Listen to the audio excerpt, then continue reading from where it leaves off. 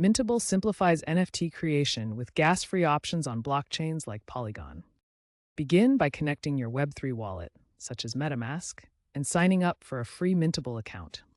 Upload your digital file, images, videos up to 100 megabytes, to IPFS via the Create button.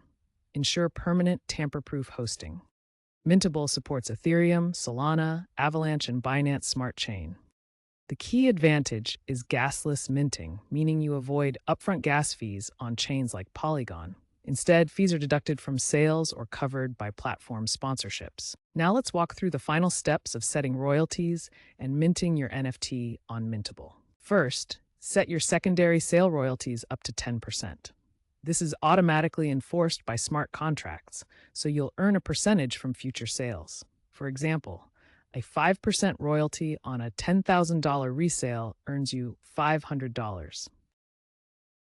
Next, review all your NFT details carefully, then proceed to mint your NFT. If using Ethereum, gas fees are estimated in real time.